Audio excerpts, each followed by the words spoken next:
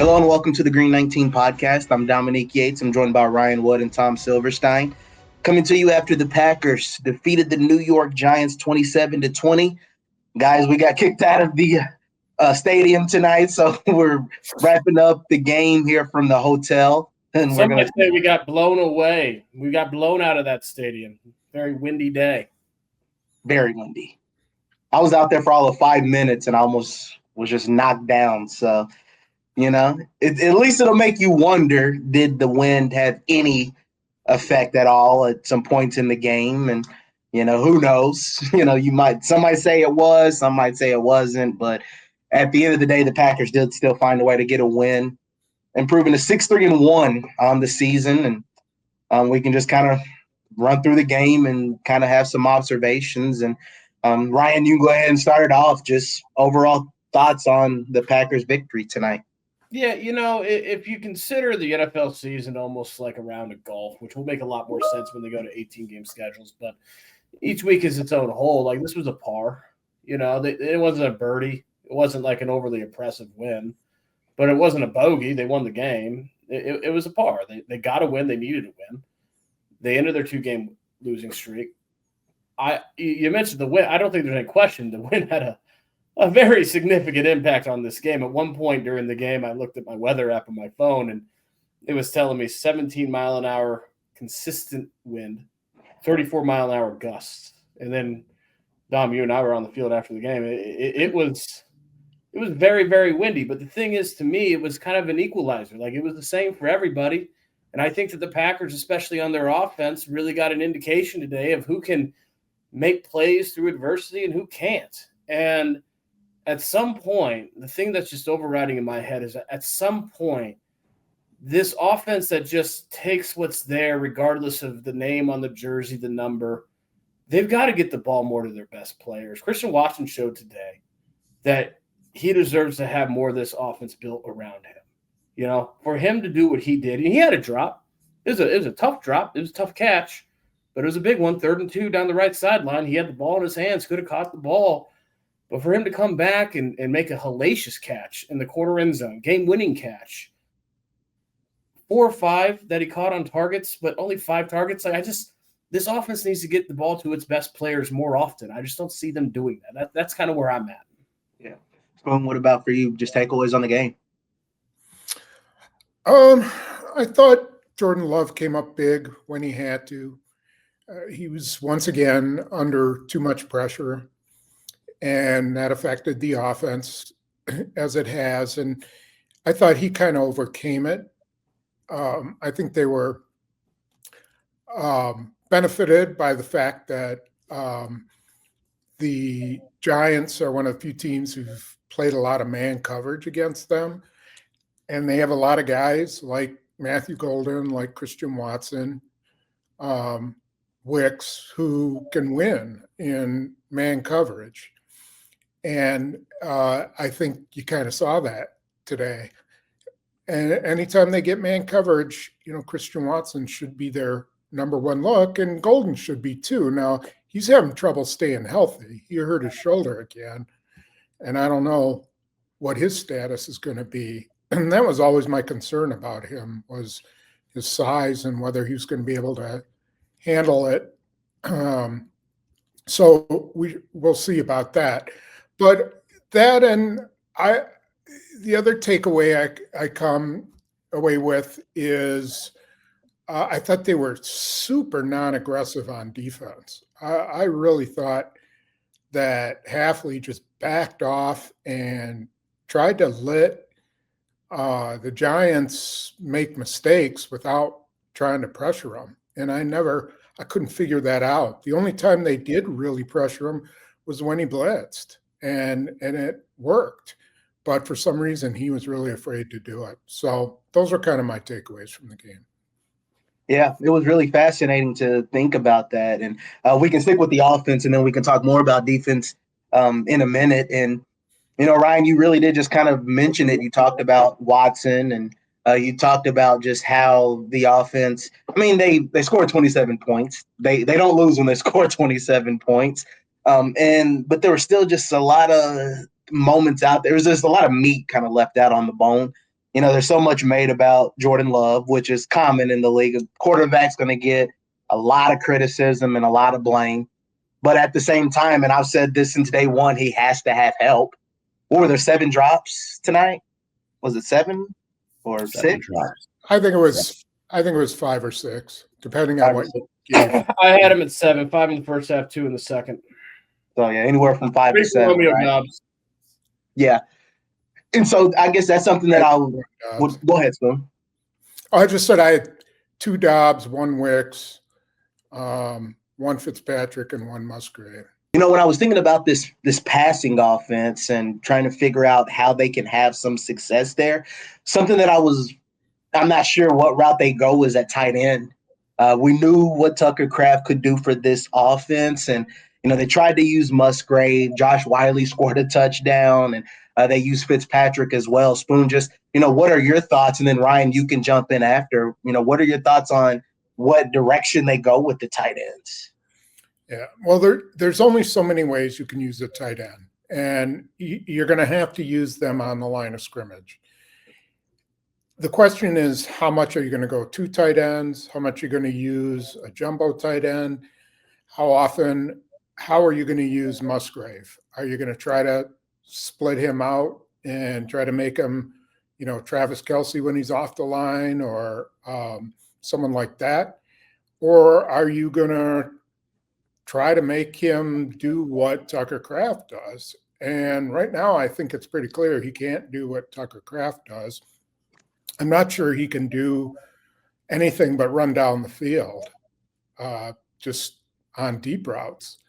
And so somehow they got to carve a role for him and figure out how to split some reps with Fitzpatrick and Weil. But to me, I would go to more of a 3-4 wide receiver set, kind of back to the days of when McCarthy was here and Rodgers, and see if maybe you can alter your offense to get better players on the field, because right now your tight ends aren't giving you much. Yeah. Brian? No, I think Spoon just took the words right out of my mouth there. I completely agree. It just seems like when Luke Musgrave is getting targeted, he's getting targeted on the same areas of the field that Tucker Kraft got targeted. And Tucker Kraft is the yak king, right? He can take that short pass, the flat route, the check down, stretch into a big play. That's not Luke Musgrave's game. That's never been his game. Luke Musgrave and Tucker Kraft are entirely different breeds of tight end. They've always been very, very different. And instead of building an offense that maximizes the strengths that Luke Musgrave has, and he does have strength. He can stretch a seam. He can get separation downfield. I know he had the drop today. Where was the drop? It was close to the line of scrimmage. It was a check down. It almost was a fumble, right? He can finish plays down the field. Instead of maximizing those strengths, they've kind of just put him into that Tucker Kraft role without changing their offense around Luke Musgrave, this different breed of tight end. So I think that there's plays that can be made there if they adjust. We just haven't seen them adjust. And that's the thing that's raises questions to me is, so, all of a sudden they can switch to Malik Willis, and I'm talking about more like last year, where they can change the offense in 1 week and make him extremely successful. But you lose Tucker Kraft and you can't adjust your offense to fit for Luke Musgrave, who's a completely different player. And that is a head scratcher to me, because the tight end's really important in his offense, but yet I don't see any real adjustment other than trying to use them the same way you use Tucker Kraft. Yeah, that's going to be what's really it's going to be fascinating to see how they'll use him, how will they utilize him the rest of the season. But Spoon, I can't help but ask, because you just brought it up. So as soon as I heard it, I thought about Malik Willis. I mean, I think I brought this up last year too, but I just have to again. Is there like a package that LaFleur could go to have Malik Willis in there? I know you don't want to take your starting quarterback off the field much, but just watching the spark he had for that offense in this game. But even last year when he came in Jacksonville and then the 2 games when he was a starter, I want to get both of your guys' thoughts, and then Ryan, you first, and then Spoon. Do you guys think that they should find a way to use Malik Willis in some capacity with this offense? What about you, Ryan? Your thoughts? It's interesting because I think when I watch the Packers offense, I see a group that's almost trying to do too much. Like every play, they're shuffling guys in and off the field, different personnel groupings. They try to get the ball to everybody. How many targets did Jordan Love have today? It was close to double digits again, right? It's spreading the ball. They're doing too much. And now we're saying do something else. And yet I also agree with you because every time we see Malik Willis on the field, there is a different dynamic, a different dimension, a spark that – and this is no knock on Jordan Love. Jordan Love was 6 of 13 in the first half. 5 of those 7 incompletions were a drop. There was a 6 that was batted at the line of scrimmage to an open Josh Jacobs. I don't know what more he could have done. Like that he was efficient. He just wasn't getting help. But I agree. There is a different dimension there. They're doing so much instead of just whittling it down to what do you do best? Who are your best players? Are you getting them the ball enough? And Malik Willis might be one of on defense. You talk about having your best 11 on the field. He might be one of their best 11. Just what he provides. If he is, have a package for him. But you can also, it's okay to get rid of some of the stuff you're doing. I understand Romeo Doubs gets open a lot, and that's why he gets a lot of targets. But how many times do you need to see Romeo Doubs get wide open, drop the ball until it drops a part of the game? But at some point they hurt you. At some point these self-inflicted things need to stop. There needs to be accountability for if you're not executing the play that's there to be executed on a fairly regular basis. Do you have other guys have a chance? So and obviously Malik Willis is not going to replace Romeo Doubs, but just getting your best players on the field and whittling it down to what do you do best instead of trying to do too much, if that makes sense. Yeah. For me, I just think about it like the Packers have struggled running the ball. You have a guy that could really open things up because he's a running threat. And if he has to throw the ball, he can do that as well. So that was just why I thought about it. Spoon, what about you? What are your thoughts? Yeah, I like where you're going with it. I think one of the things they do really well when he's in the game and they run the read option, they seem to block that really well. They are really good at angle blocking, at doubling up on guys, and they seem to get a little bit of juice when he's in the game. They keep the defensive ends from crashing down. They just run the ball better. When's the last time we saw a guy run in the end zone like Emmanuel Wilson did with nobody there? We had the one time with Josh Jacobs a couple of weeks ago. But I think you use them like a wildcat. I think you bring them in. It doesn't have to be for 10 plays. It can be for 3 plays, or it could be for 2 plays. But it offers a change of pace, and I think it does keep teams honest. And you're not afraid. The one thing about him as a wildcat is you're not afraid to throw the ball with him because he's got an arm.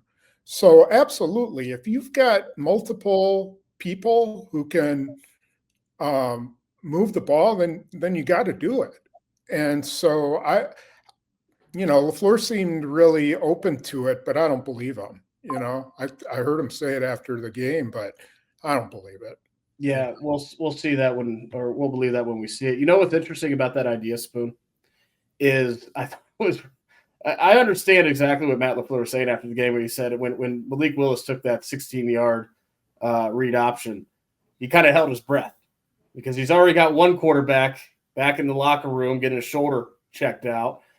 Boy, if anything happens to Malik Willis there, you're in big trouble. But there's a way to incorporate that into your offense and not be afraid, right? If you incorporate and Malik Willis is an option quarterback. He's not a guy who's like Jordan Love doesn't know how to get down or run an option offense. Malik Willis has years and years of experience of being in that, and he's not going to let himself get crushed like Jordan Love did. And sometimes things do happen. But my point is, if you can incorporate that into your offense when Jordan Love is fine, when he is playing, and still get the same benefit, there's nothing wrong with that. You're allowed to do that. And if that means I'm with you, Dominique. If that helps loosen up your run game a little bit, that's a good thing. Yeah, that's just the biggest thing I watched in that first half when he came in. But one thing that stood out to me, even with LaFleur, he said the play that they ran with Malik, it was the play that they were going to run with Jordan anyways. And he said Malik was confident when he ran. He was fearless. And so it's just something that it made me wonder, is there a couple of plays here and there throughout a game where it's like, let's see what we get here. Well, you want Malik Willis. Yeah, if they don't, then I think that's a mistake. You want Malik Willis running that play, not Jordan Love. Jordan Love can get 5-6 yards on that play, but Malik Willis has a different kind of athleticism and speed. That and by the way, you also need to find a way to not have Jordan Love get a shot like he did on his left shoulder and have to leave the game. Like you can have Malik Willis run that play. He's better at running that play. Yeah, I do want to talk about the offensive line, and Spoon, I'll let you start, because the first full game with Sean Ryan at center, they're kind of sticking with the group that they have, I guess, just for continuity, or thinking that they might have get into a rhythm with this group together. From just what you saw throughout the game, what did you see? I mean, I guess they ran the ball as they were supposed to against this team at times, but I don't know. What did you see from the O-line? Sean Ryan battled. He had a couple of instances where he let someone run by him that I noticed. But, he had a couple snaps that were off. But that's to be expected for guys playing center for the first time, at length. And I think they're going to be fine there. I don't think they have to do anything else. I think he's going to be okay there. I still I'm, going to keep arguing that Jordan Morgan's in the wrong spot, at right guard. I'm tired of seeing him I feel bad for the guy that he keeps getting bulldozed. And, he's just not built for being at guard against 350-pound guys. He's a quick guy. Otherwise, they allowed too much pressure. Guys are getting pushed back too much. And I don't know whether that's a technique thing, if they're not anchoring their feet, if their hands are bad. I don't know, but I don't think they're that bad that they should be continually getting driven backward. And so there's something going on there, and they got to fix that. Yeah. Ryan? It wasn't supposed to be an offensive line that got pushed back when all offseason they spent it adding just bulk to that offensive line. I mean, they drafted a 336-pound offensive lineman that I'd like to see at right guard. I know they didn't make that. They only changed the center position because of Elton Jenkins' injury this week, but I'd still like to see Anthony Belton at right guard. Yeah. I mean, they do like Kennard, too. They go to him a lot, and they've been impressed with his play when they've used him in some of those, jumbo packages, and it's kind of like a blocking tight end. So, I don't know. We'll see if they can maybe put a couple of more games together and figure it out. But, we talked about Jordan Morgan at length in terms of what's his best position, and I don't know. It's safe to say. I'm not trying to say that Jordan Morgan is horrible. He's not horrible. He's a good pass blocker, but put him where he's not at a disadvantage. Mm-hmm. And to me, that's where he's at. And I don't know. I'll have to look and see. I don't think Rasheed Walker played that bad. I know he had a holding call. I'd still just think those two should be rotating, and you should have some bulk on the right side. Yeah, that's my feeling. Yeah, I mean, I think that's something that, from what we've seen, it's a fair argument. I think we can move on and talk defense a little bit. And they gave up 20 points, and it was fascinating to watch the group because of what they did against the Eagles. And they admitted, because there's an interim coach for the Eagles, there's Jameis Winston. They saw some things in this game that they didn't see on film, which isn't a surprise. But it was weird to kind of watch them never really play comfortable out there. I think that they were really on their heels a lot. And Spoon, you even mentioned it earlier about how when they blitz, good things happen, but they just didn't really do it a whole lot. And when you watch the up front, I was kind of surprised, not as much pass rush from the guys. And that was, I guess, some of my big takeaways. The pass rush wasn't there as much. And at times it just felt like the defense played on their heels.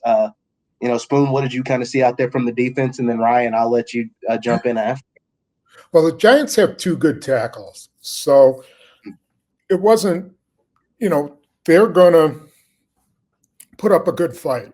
And Andrew Time is one of the best left tackles there is. So they did a really nice job. And sometimes four guys are just not going to get there. Some days it's like that, and they're keeping in 5. And I do want to look and go back. I just never got a feel for whether the Giants were keeping people in, max protecting, what they were doing. So I do kind of want to look a little more, but it's obvious they're not getting pressure with 4.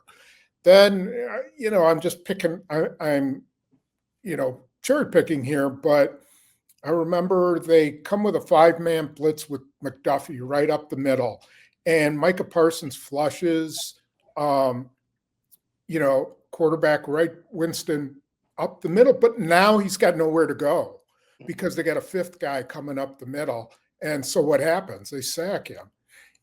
I just thought they got really, really soft. And the Giants kept running the ball. So why aren't you putting 8, 9 guys up at the line of scrimmage and daring Jameis Winston? He's throwing you picks. Get up there and dare him. You're not playing Malik Neighbors. He's not in the game. He's not on that offense. Darius Slayton is not there. And yet you played it like you were playing A.J. Brown and Devontae Smith. I'm really curious to talk to Hafley about that because it really seemed like they just played scared. Ryan, just thoughts on what you saw from the defense. Yeah, I think it's an entirely different game if the Packers could have just picked the passes that were there to be picked. Jameis Winston gave him 5 opportunities to intercept passes today. And I understand there's a reason why receivers are paid to catch the ball, DBs aren't, but even if you're not going to get all 5, you should get more than 1. And they missed their first 4. Carrington Valentine had 2 chances to pick a pass. Javon Bullard had an interception in his hands, and Isaiah McDuffie flattened him. I still don't know what happened with that double covered punt that Jameis Winston threw down the deep middle, where I don't think Xavier McKinney tipped the ball, but it falls. I watched it. Yeah, it fell right in Keyshawn Nixon's breadbasket for an easy pick, and he's a punt returner. He should have been. It was essentially a punt. And it wasn't caught. That's the biggest problem with this Packers defense. Been the biggest problem with this Packers defense all season. No, the pass rush was. I thought the Giants did better than any team this season, even Dallas, of neutralizing the Packers pass rush. But the biggest problem is not the pass rush. It's that this defense cannot consistently take away the football, and they've never had more opportunities to do that today. One takeaway seemed like the bare minimum with how Jameis Winston played, and yet they only got 1. It was a big one, 40 seconds left. Evan Williams sealed it, essentially, with that interception to the end zone. But that's their biggest Achilles heel. They need to more consistently take away the football, and they especially need to do it against a quarterback that's begging to be intercepted. Yeah. Spoon, I think, did you have another point you were going to make? Well, it's funny because over the years, there's been some pretty good cornerback play and there's been some not great cornerback play. And I think what some of those plays would have been if Tramon Williams had been Carrington Valentine, that's 2 picks. If Charles Woodson had been one of those guys, if Nick Collins had been back there, Sam Shields, you go back and you have to get guys with ball skills. And it seems like they don't have any guys with ball skills back there, except for McKinney and Evan Williams. Yeah. And their corners, I don't know if I'm interested to see how Nate Hobbs, whether he could have come up with any of those. I don't know. I don't know for sure. I don't think he's got a ton of interceptions in his career. But boy, that is really, really something they are missing. It makes a huge difference with your defense when you got a couple guys who can play the ball. Yeah, I said before the season, so this is an evaluation. I knew it when I said it, knowing that they were not going to have Jair Alexander. I knew this was an evaluation that's going to follow me all season. I said they'll be fine with the corners they have. And I do think that that's true. Like, they're fine with the corners they have. They still have a very good defense with the corners they have. But if they, to Spoon's point, had corners with ball skills, that might be the single biggest trait that is keeping this defense from being elite, right? Because this is a defense that has a lot of the ingredients to be an elite defense in this league. And there's something less than that, because you cannot be an elite defense if you do not consistently take away the football. They have one takeaway in 5 straight games now. It has been better, but that's nothing to write home about. That's not dominant in that department just because you're getting a takeaway every week. At some point, you'd like to see a defense built like this to be able to have a cluster of takeaways, especially when Jameis Winston is throwing the football like he was today. And yeah, that's just not what this corner group does well. The hard part about it, I'll just add, is that Valentine's playing well. They don't have anybody who can cover as well as he can. And I mean, Nixon's playing pretty well too. He's not great, but he covers he often covers the best receiver. And he plays aggressively, and he doesn't give up touchdowns. Mm-hmm. That's the big thing. He doesn't give up huge plays. So, what are you going to do? I don't know how you change that.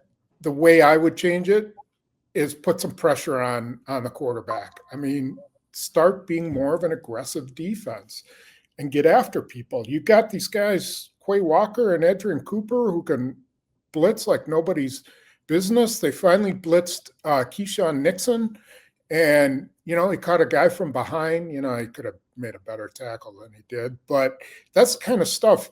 Bullard. When have we seen Bullard blitz from the slot? I can't even remember. I just feel like a couple times maybe they're so locked into their zone defense with a 4-man rush that. There's times you got to get out of that. And they did that against Philadelphia.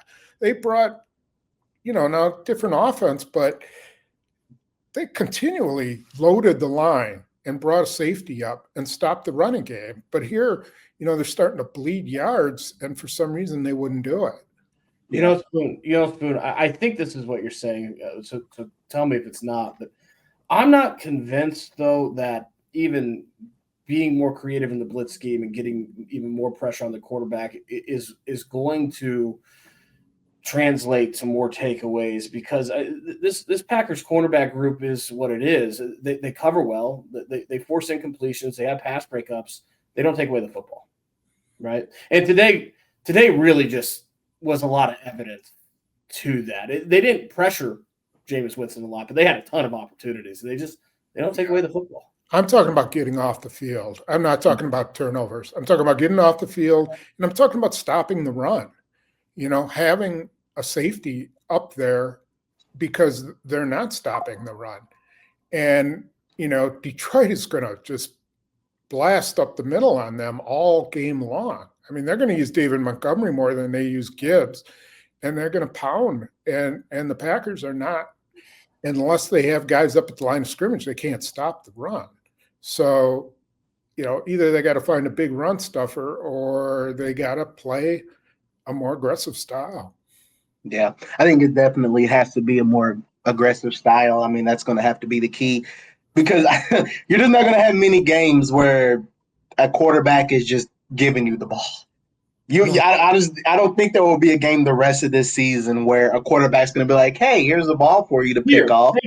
Take the Say, ball. "No, I'm good." No, I'm thinking. I just want to I want to stay on the field longer. So, and I even think about one example, like even the first drop from Carrington Valentine. If he picks that, they don't score the touchdown with Devin Singletary. So maybe you're looking at a 27-13 game or something like that. Same with the last two. I believe the Javon Bullard interception that wasn't because of Isaiah McDuffie running him over, and the Keyshawn Nixon in the breadbasket double covered punt happened on the same series that ended with a go-ahead Giants touchdown. Not taking the takeaways that are there absolutely matters. Yeah. And speaking of which, on that deep ball, I did talk to McKinney after that. He said he got a finger on it. Did he? Okay. Yeah. Really? He said he felt like he got pushed by the defender, and when he stuck his hand out, he said he kind of hit his finger. Okay. So he did say that. So that was because I asked him and Keyshawn about it, and obviously they dropped some F-bombs about it, but they did say, like McKinney said, he felt like he got pushed a little bit, and he said it did hit his finger. Okay.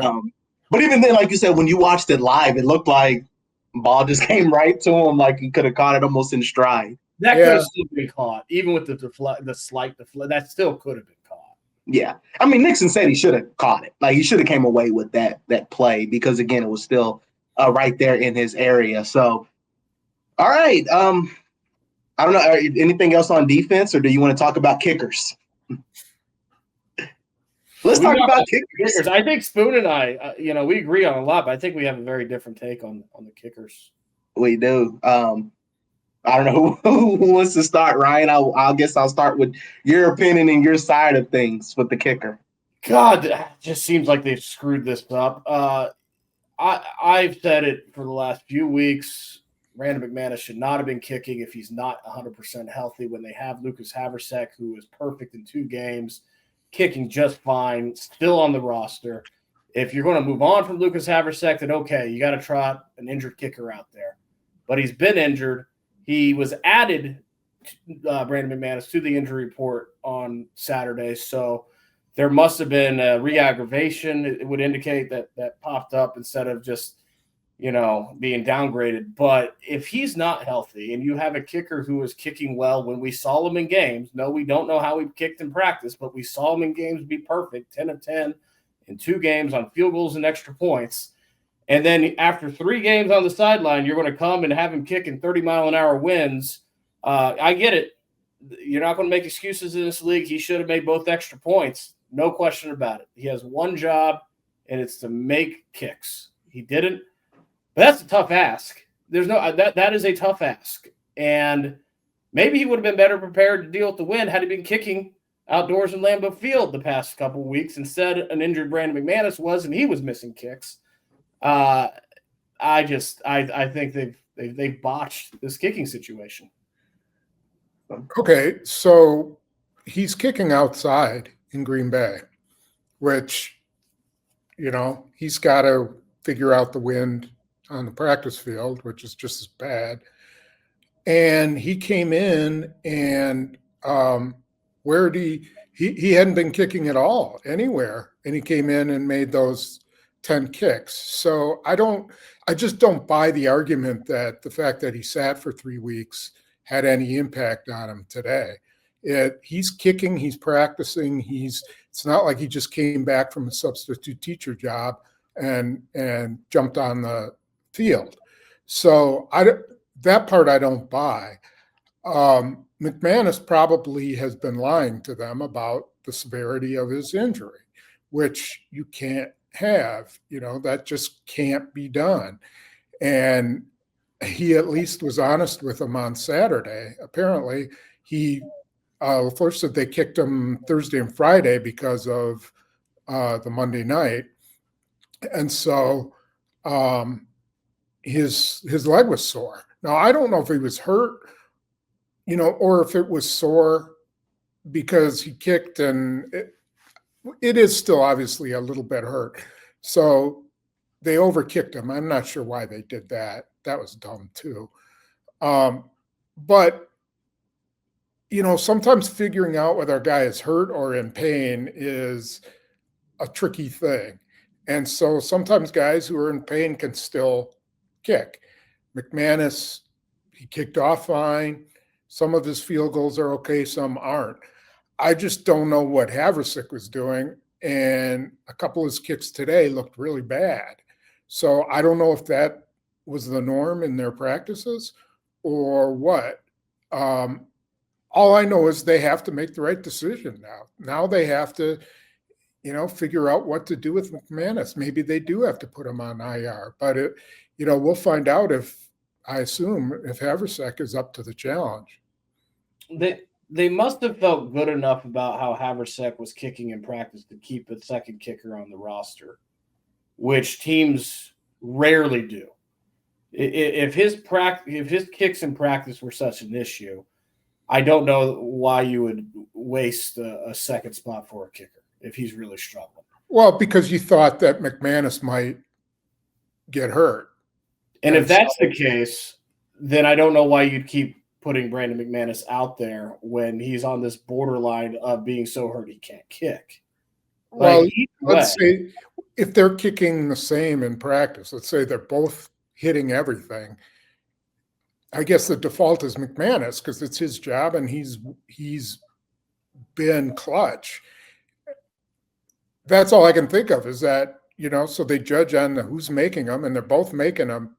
Let's just say it for that scenario, then you would go with McManus. Now, if McManus was missing and he clearly was bothered, then they made the wrong decision.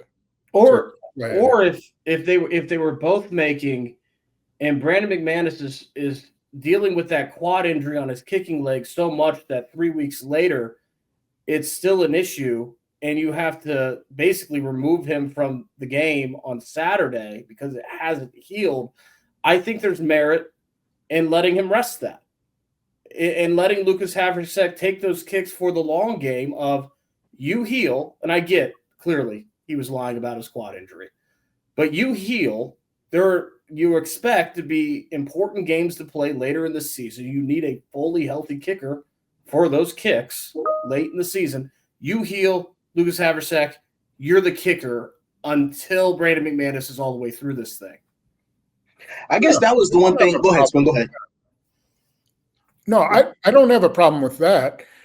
I'm thinking of the past 3 weeks and how they handled it. Now, clearly he's aggravated again, and so maybe he does need more time. Maybe he needs to be put on IR. Right, but the last 3 weeks, maybe he wouldn't have gotten to this point. Maybe he'd be healed by now. Maybe, but you have guys play through injuries all the time. I mean, that's what you do to try to get – they try to get guys back onto the field, performing at even if it's 90%, to do it. And that's what I assume they were doing, and it didn't work. So, yeah, if you want to say they failed in that regard, yeah. But I don't blame them for trying to stick with McManus. Yeah. It's really it's one of those hindsight's 2020 situations, and at least right now you can kind of go back and forth. I don't feel like really there is a right or wrong argument because both of the guys have missed some kicks. Yeah, I'm just shocked how people have turned on McManus because me too. This is the guy who saved their kicking game last year. Well, I want to make very clear. 20 of 21. In no way, shape, or form am I turning on Brandon McManus here. I think he should have been on a part of this team. I think he should have been put on injured reserve, saving a roster spot 3 weeks ago to let him heal. I think he is their long-term kicker, not just in January of this season, but in 2026. I also think he's been kicking less than healthy with a healthy kicker on the roster. I don't think that's turning on Brandon McManus. Well, I wasn't saying you. I'm just saying people all over are, they want to cut him. They think he's horrible. What are they doing? You got a guy who's perfect. Well, it's not that simple. No, I agree with you there. I think that on that we are in lockstep. Like long term, I fully agree it's Brandon McManus' job. I no qualms on that. Yeah. So maybe this is what the meeting rooms are like for the Packers and the special team room. Maybe the coaches are having these same type of back and forth and debates on what kicker they would have, right? Who knows? Yeah, well, I will say there is amongst the coaches, you seem to get different opinions on where they are. Bisaccia's one opinion, LaFleur's another, McManus is another. They are not in lockstep about where things are. And that's probably where the problem is. That's true. Lies. It's like either McManus isn't honest, one guy's overestimating, one guy's underestimating. I don't know. But yeah, they have to fix it. It is interesting. And it's kind of almost ironic because overall the rest of the special teams have been pretty good the past couple of games. I think the coverages have been good. I think that they excellent. Yeah. Right. They've been blocked, so they have that going for them. Right. But I think Aaron Mosby has really caught my attention as of late. He had some big hits in this game. And I think, especially with Nick Neiman out, it seems like Mosby has kind of stepped up and helped out in that regard as well. But the coverage has been really good. And the punts, Wheeling is still wheeling in that regard. So it's ironic that they finally are figuring things out on special teams. And now they have the kicking situation that is kind of a question mark right now. Yeah, we didn't mention Wheeling, but he had that bad snap and he kicked that line drive out of bounds. I mean, that was a really good 38-yard kick and no return. And then he bombed that 61-yarder at the end of the game. Now, I still think that should have been out of bounds. I don't think you wanted that return, but he killed it, So he deserves a lot of credit. He does. So, I mean, hey, at least in that regard, they were able to figure some things out. So, guys, as we wrap things up and before we head back to Green Bay, any final words, thoughts, or something that I didn't bring up or ask you? Ryan, you want to start it off? Yeah, I mean, I just, I mentioned it pulling out of the stadium with Spoon driving the rental car with his glorious heated seat that we did not have in the back seat. It was very cold. There's just such a difference between 6-3-1 and 5-4-1. It's a game. Xavier McKinney called it a must-win, and by definition, it might have been something a little less than that, but it was a really important win that they needed. They really – it's just such a difference between those two records. It keeps them pace in a very crowded NFC where there is not one dominant team. There seems to be a lot of very good teams in this conference and not one dominant team. So keeping pace matters. But ultimately what's going to matter is next week against the Vikings. Like, can they go out and get another win that they need? They're all important from here on out because that's just the nature of the NFC right now. When you have a lot of good teams in a conference, keeping pace is important. The only way you do that is you continue to put pars on the board. You can continue to get wins. And so that's the question. This was the solid win. They needed this win. They got this win on the road, despite the wind, all that. Can they come up with a winning performance at home against a divisional opponent? That is going to determine the value of this win as much as anything. Yeah. I do wonder if part of the reason why McKinney said it was such a must win because he was coming back to New York to play the Giants, right? Spoon, go ahead. Yeah, I mean, it's time to stop doing the mess around. They're either in or they're out, and now's the time. So they got through, this I don't even know how to describe this mid-season mediocrity, and now it's do or die. You're going up against 2 division foes in 10 days, and one of them is your main competitor, or they're both fully capable of beating you. And so this is it, okay, it's almost like preseason is over. Now you better go turn it up. Yeah, this is when it matters. Like you said, it starts Sunday with the Vikings, and then Thanksgiving in Detroit. It's like, this is the time. This is when you have to buckle down and see what you're made of. So we'll be monitoring injuries throughout this week and see what's going on, with Josh Jacobs and some of the other guys that went down, because Matthew Golden as well. They had a lot of guys that dropped in this game. So that's something. I did talk to Quay Walker, and he said he's okay. So he had a stinger. Mm-hmm. So that shouldn't be a long term. Mm-hmm. Jacobs, that's got to be bothersome, because it's popped up, I think, the last 3 weeks, almost since he had the calf. Right after the calf, I think he hurt the knee, and it keeps popping up. So it'll be interesting to see what they do with him and Golden too. Spoon, the more and more, the deeper and deeper we get into the season, with all these injuries popping up for Josh Jacobs, I do have to wonder, and this is not to absolve the offensive line. The line needs to block better. But I do wonder, when we talk about what's wrong with the Packers' run game, it's very clear that a healthy Josh Jacobs matters. And he hasn't been healthy for a lot of this season. He's been playing through injuries, and give him credit for that. He's been playing through it. And he, before today, did have 6 straight games with a rushing touchdown. It was about the only thing going well in the red zone. But they need him healthy for the long term. I think that's something that is also hurting this run game. Yeah. I would not be surprised if we saw Marshawn Lynch activated this week. Lloyd. I also think I'd be very surprised if we saw Marshawn Lynch activated this week. Not activated, but designated to return. And Jaden Reed might be too, as well. So we might see both of those guys back. With Marshawn Lynch. Lloyd. Marshawn Lynch was with the Seahawks. Marshawn Lloyd. You got that action, New York, man. Sorry, I can't get over that. Marshawn Lloyd. Now's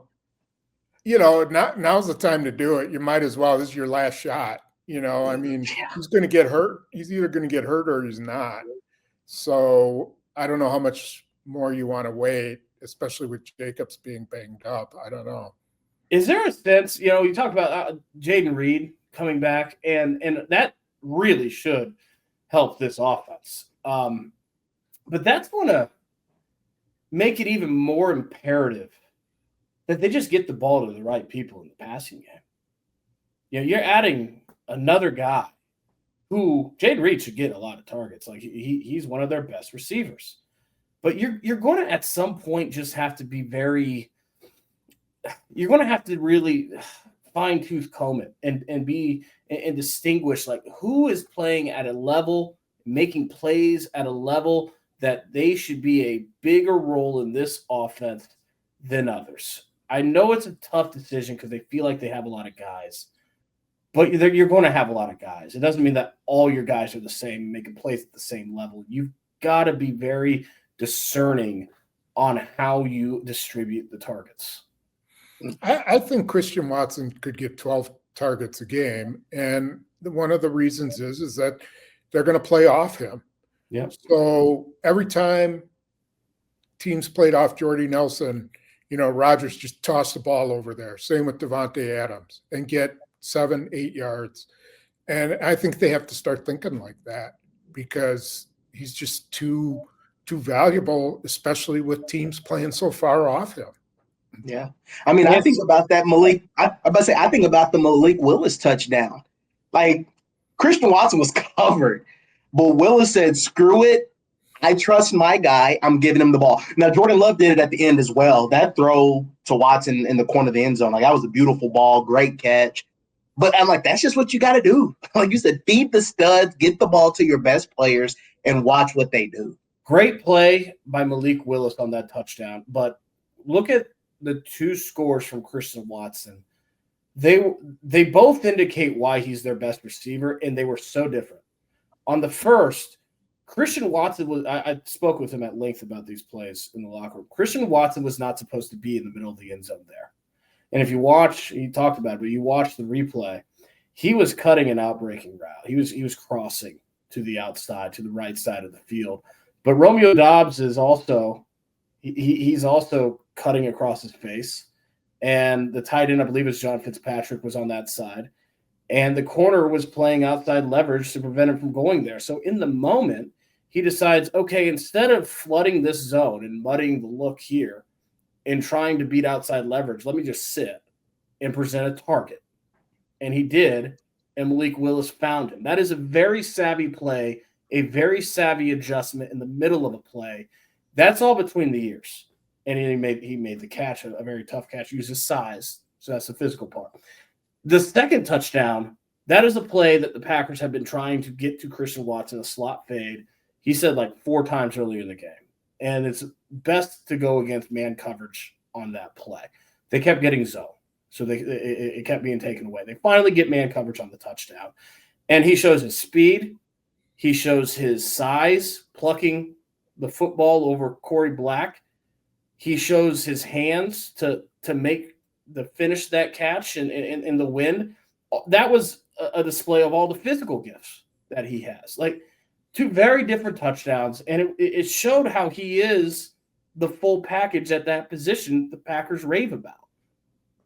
So we'll see what happens when they start Sunday in Minnesota, get into this stretch, because, I mean, pull out all the tricks and do whatever you got to do to get these wins, because this is where it really all does matter. So, guys, I think we're good to go. Appreciate it, as always, for your insights. And we'll obviously get back together later in the week for another podcast to preview the game against the Vikings. But we do thank each and every one of you for checking out the Green 19 podcast. The Packers went over the Giants 27-20 at MetLife Stadium, heading back to Lambeau Field for some big-time rivalry games. So for Ryan Wood, Tom Silverstein, I'm Dominique Yates.